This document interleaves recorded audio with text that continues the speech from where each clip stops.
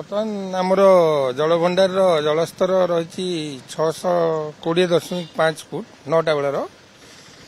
आउ inflow आसूची पाखापाखि 2.5 lakh cusecs किंतु inflow धीरे धीरे कमिब ऊपर मुंडे जदिव वर्षा रही विशेष बेसी वर्षा होनी आम लोकालाइज रेनफॉल रे जो 2.5 लाख इनफ्लो होगला एवं आमर बर्तमान 4टा गेट खोलुचु लेफ्ट साइड रे 3टा एवं राइट साइड रे गोटे एवं तापरे आमे रेनफॉल डाटा देखिकी आसेस करिवु जे अधिका गेट खोला जिबा दरकार ना नाही आउ बर्तमान जो 4टा गेट खोला हबो एथिरे तळ मुंडरे बन्या भय रो आदौ संभावना नाही कारण 4टा गेट रे हमरो लक्ष्य भीतर पानी जिवो एवं तळे भी पानी नाही सर आईएमडी फोरकास्ट कोन कहउची आईएमडी कहउची बर्तमान मीडियम रेनफॉल हबो किंतु आईएमडी गोटे फोरकास्ट करछि 25 तारिख रे गोटे लघुचाप होई पारे बंगोपसागर रे उत्तर बंगोपसागर रे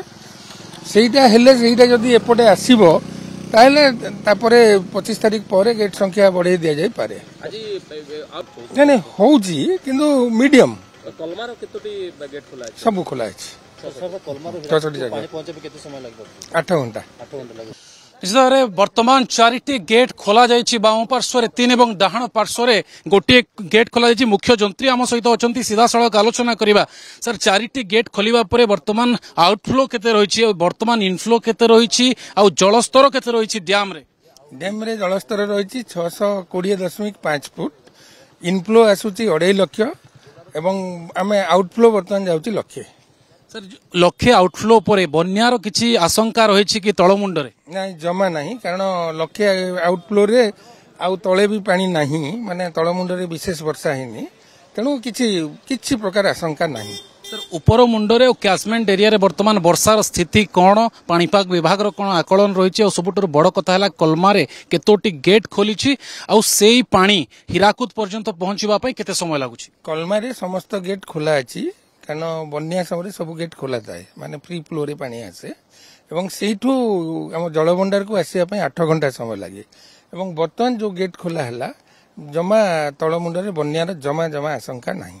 आउटफ्लो वर्तमान जिते परिमाण रही 2,50,000 ऊपर रही आउटफ्लो ये आउटफ्लो सॉरी इनफ्लो कमिबो ना आगामी दिन आगामी समय बढ़िबो आ जो 25 तारिख रे कुआ जाउछि गोटे लघुचाप अछि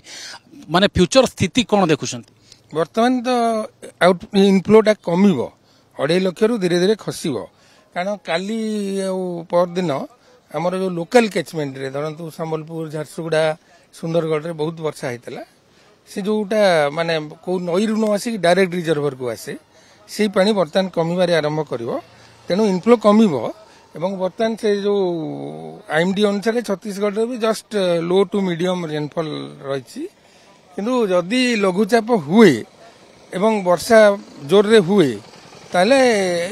माने पानी इनफ्लो आहुरी पुणी बढ़िबो 2.5 लाखटा कमी कमी जाइतो पुणी से बढ़िबो से बढ़िला बेलକୁ पुणी गेट संख्या बढ़ा जाय पारे निश्चित भाव शुणुले मुख्य जंत्री तथ्य देउथिले जे वर्तमान इनफ्लो कमिबो एवं आउटफ्लो लक्ष्य उपरे रहिबो एवं मु कहिबी वर्तमान गेट खोला जायछि आमे डाहाण पार्श्वर अछु एवं गोटे गेट खोला जायछि ये सीधा सड़क एक्सक्लूसिव चित्र गेट जो 4टी गेट खोला जायछि बाम पार्श्वर 3टी एवं डाहाण पार्श्वर गोटे वर्तमान जल निष्कासित हेउछि एवं गोटे गेट रे पाखापाखि 15,000 रु 16,000 क्यूसेक जल निष्कासित हेबो एवं जदि 4टी गेट को मिसाइबा ताले 60 रु 70,000 जल निष्कासित हेबो एवं मोट रे जदि कहिबा आमे मोट पूर्वरु 30 रु 35,000 जल निष्कासन होतला एवं